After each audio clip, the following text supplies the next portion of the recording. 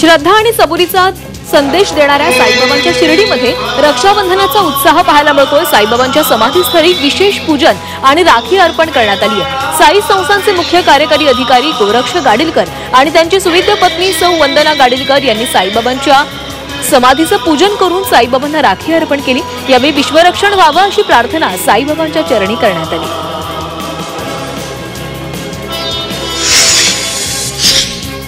पुण्याच्या शिरूरमधील रांजणगावमध्ये महागणपती विद्यालयामध्ये रक्षाबंधनाचा सोहळा साजरा करण्यात आला। महाविद्यालयातील विद्यार्थिनींनी पर्यावरण संवर्धनाचा संदेश देण्यासाठी परिसरातील वृक्षांना राख्या बांधल्यात, त्याचबरोबर त्यांचे जतन करण्याचीही प्रतिज्ञा केली आहे।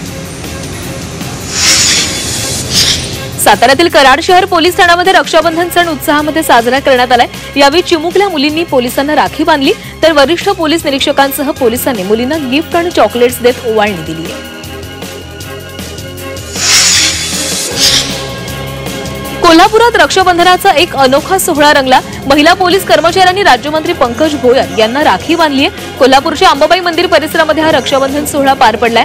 महिला सशक्तीकरण आणि पोलीस दलातील कर्तव्य परायणतेचं प्रतीक म्हणून या घटनेचं विशेष महत्त्व आहे। आज रक्षाबंधन बहीण भावाच्या नात्यातला पवित्र सण। अमरावतीचे खासदार बळवंत वानखेडे यांनी माजी मंत्री काँग्रेसच्या नेत्या यशोमती ठाकूर यांनी आगळ्यावेगळ्या पद्धतीने रक्षाबंधन सोहळा साजरा केलाय।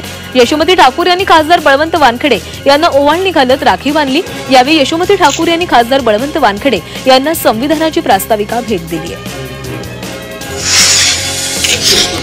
गोव्याचे मुख्यमंत्री प्रमोद सावंत यांनी त्यांच्या निवासस्थानी रक्षाबंधनाचा सण साजरा केलाय। मुख्यमंत्री प्रमोद सावंत यांना राखी बांधण्यासाठी गोव्यातील वेगवेगळ्या भागातून महिलांनी त्या ठिकाणी आलेल्या होत्या आणि त्यांनी राखी बांधली आहे। त्यांनी सर्व गोव्यावासियांना आणि संपूर्ण देशाला या निमित्ताने शुभेच्छा दिल्या।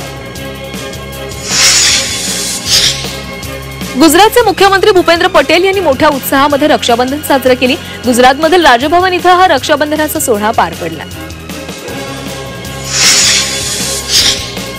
दिल्लीत मोठ्या उत्साहामध्ये रक्षाबंधन साजरा करण्यात येत आहे। रक्षाबंधनाच्या निमित्तानं भाजप नेत्या साध्वी निरंजन ज्योती यांनी भाजप नेते मुख्तार अब्बास यांना राखी बांधली आहे।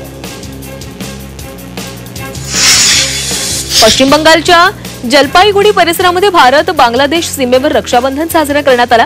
बीएसएफ जवानांना शालेय विद्यार्थिनींनी राखी बांधून मोठ्या उत्साहामध्ये हा रक्षाबंधन सण साजरा केला आहे।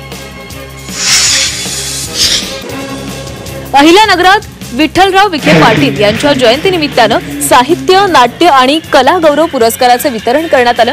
गेल्या 35 वर्षांपासून साहित्य, नाट्य आणि कला गौरव पुरस्कारांचं वितरण केलं जातंय।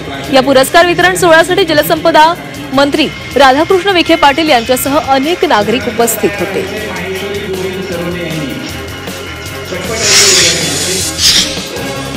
राज्यातील शिक्षक भरतीचा तपास आता राज्यातील प्रमुख 6 जिल्ह्यांमध्ये करण्यात येणार आहे। नागपूर, नाशिक, जळगाव, बीड, लातूर या जिल्ह्यांसह मुंबई महापालिका कार्यक्षेत्रात ही चौकशी मंत्रालयातील 3 सदस्य एसआयटी समिती करणार आहे। तर शालेय शिक्षण विभागाने शासनाला 3 महिन्यांमध्ये अहवाल सादर करण्याचे आदेश दिले।